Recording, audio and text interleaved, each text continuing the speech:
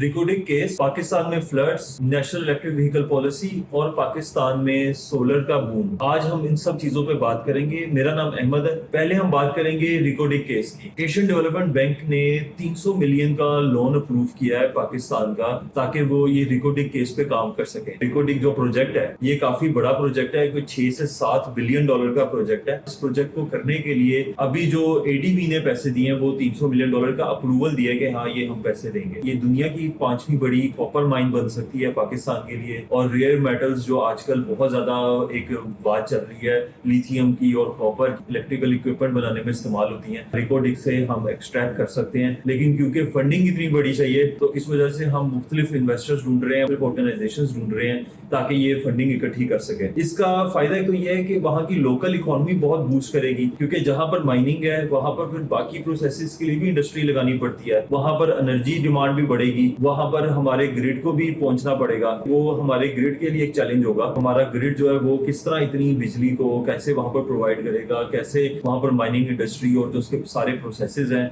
उसको वहाँ पर हम करेंगे। हमने जो भी यहाँ से मेटल्स निकालने, मादनियात निकालने हैं, वो हमने दूसरे मुल्कों को बेचने हैं ताकि वो उस पे प्रोडक्ट्स बनाएं और फिर हम उनको इंपोर्ट करें। तो इसका लेकिन एक डोमिनो इफेक्ट आएगा, इसकी वजह से हमारी जो इकोनॉमी है उसको बूस्ट आएगा और इसकी वजह से लेकिन एनर्जी डिमांड बढ़ेगी। हमारा ग्रिड मुझे नहीं पता रेडी है नहीं है। वहाँ पर कैस्को है डिस्ट्रीब्यूशन कंपनी, रिकॉर्डिंग जहाँ पर हो रहा है, तो पाकिस्तान में फ्लड्स आ रहे हैं, हर कोई इसके बारे में बात कर रहा है और इसके ऊपर मुख्तलिफ अपडेट्स भी आपको मिल रही होंगी। इसमें अगर थोड़ी सी हिस्ट्री की बात करें तो हमने 1960s में जो इंडस वाटर ट्रीटी की थी इंडिया के साथ, तो उसमें हमने 3 दरिया इंडिया को दे दिए और 3 दरिया हमारे पास रहे। लेकिन बारिशें ज्यादा होने की वजह से, ग्लोबल वार्मिंग की वजह से, क्लाइमेट चेंज होने की वजह से उनमें पानी इतना ज्यादा है कि इंडिया ने जितने भी डैम बना लिए हैं सब फुल होने के बाद उनको पानी वहां से रिलीज करना पड़ा है। मसला ये है कि हमने प्लानिंग नहीं की और हमने डैम नहीं बनाए ताकि जो पानी आ रहा है उसको हम ठीक तरीके से मैनेज कर सके। मैनेजमेंट की आगे ये सूरत हाल है कि जो हमारे ऑलरेडी स्ट्रक्चर थे उनकी भी हमने मेंटेनेंस नहीं की। पाकिस्तान में फ्लड्स है, उसकी सिचुएशन ये है कि पूरे 25 करोड़ आवाम इसकी वजह से इफेक्ट हो रही है, बिजनेस इसकी वजह से इफेक्ट हो रहा है, घरों में, खेत, हर चीज। क्योंकि पाकिस्तान बेसिकली अभी भी एक एग्रीकल्चर कंट्री में ही काउंट होगा। ट्रांजिशन हम कर रहे हैं इंडस्ट्री की तरफ, लेकिन है तो एग्रीकल्चर कंट्री। एग्रीकल्चर का ये हाल है कि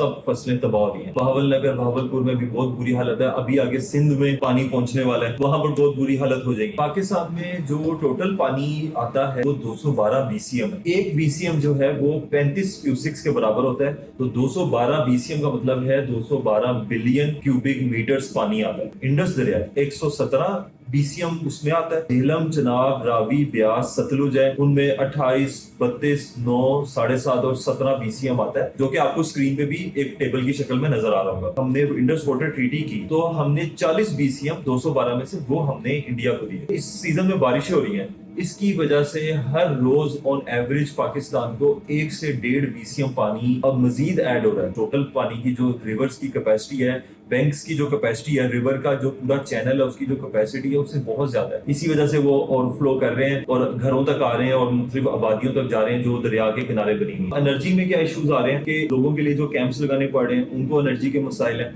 हमने पूरी एक रिसर्च की थी जब पहले 2 साल पहले जब सिंध में फ्लड आया था कि उनके क्या क्या मसाइल हैं। उनको आप खाना भेज रहे हैं, उनको आप चीजें इमदाद भेज रहे हैं, उनके बहुत बेसिक दूसरे मसाइल हैं। उनके पास रात को जलाने के लिए कोई लाइट के लिए कोई एनर्जी की सोर्स नहीं है, खाना पकाने के लिए कुछ नहीं है, साफ पानी नहीं है, पानी उबालने का कोई तरीका नहीं है, सैनिटरी के इस वजह से मसाइल आ रहे हैं, एनर्जी के मसाइल हैं। ये सब इस वजह से है कि उनके पास बिजली नहीं है, उनके पास कोई और गैस, कोई एलपीजी, कोई मिट्टी का तेल, कोई चीज ऐसी नहीं है जिसके वो थ्रू काम कर सके। उन कैब में लाइटिंग के लिए, कुकिंग के लिए, रेफ्रिजरेशन के लिए, साफ पानी के लिए, इन सब चीजों के लिए कुछ ऐसी मेडिसिन है उनको आप वैसे नहीं रख सकते। अब उनको रेफ्रिजरेट करने के लिए आपके पास अगर बिजली नहीं होगी तो कैसे काम चलेगा। हम ब्लेम करते हैं कि भाई इंडिया ने पानी छोड़ दिया, भाई उन्होंने तो करना है, ये आपने तैयारी करनी है ना। उनके जब डैम्स फुल हो जाएंगे उन्होंने तो बाकी पानी भेज देना है।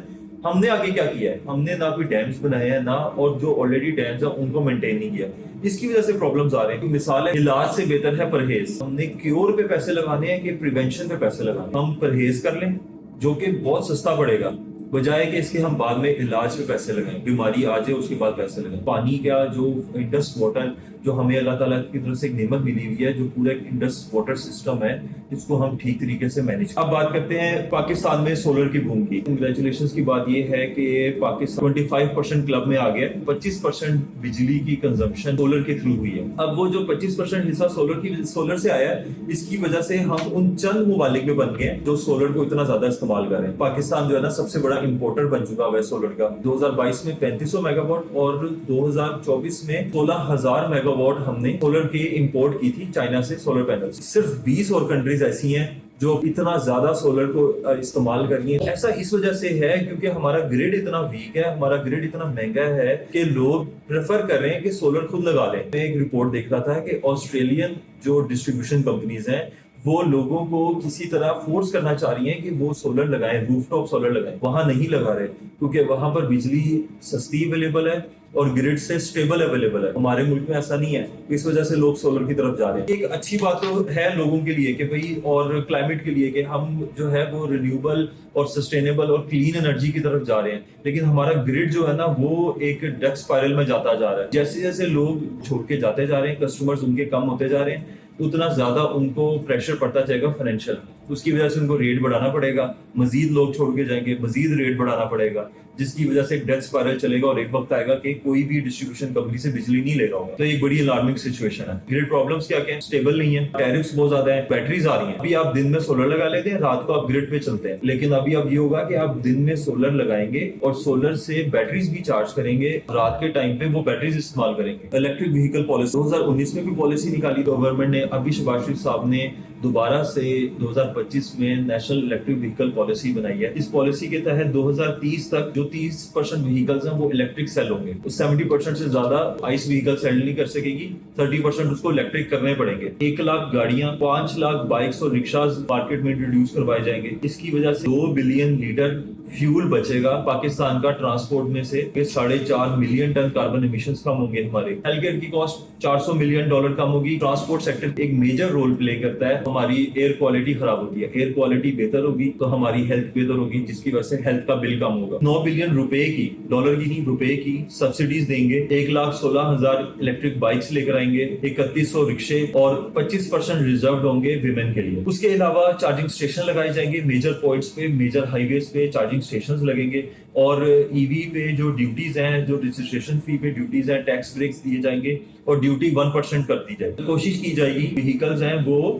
90% لوکلی میڈ ہو، زیادہ تر وہیکلز پاکستان میں سے آئیں، اس چیز کی کوشش کی جائے۔ ابھی جو آئس وہیکلز ہے اس میں تو پاکستان میں امپورٹڈ کمپنیز آ گئی ہیں، جاپنیز کمپنیز کا راج ہے، سوزوکی، ہونڈا، ٹویوٹا، یہ سب کمپنیز تو آ گئی ہیں پاکستان۔ ابھی الیکٹرک وہیکلز میں بھی چائنیز کمپنیز آ رہی ہیں، حالانکہ پاکستان کی جو لوکل کمپنیز ہیں ان کے لیے بہت اچھا ایک اپرچونٹی ہے کہ پہلے کیپچر کریں مارکیٹ کو۔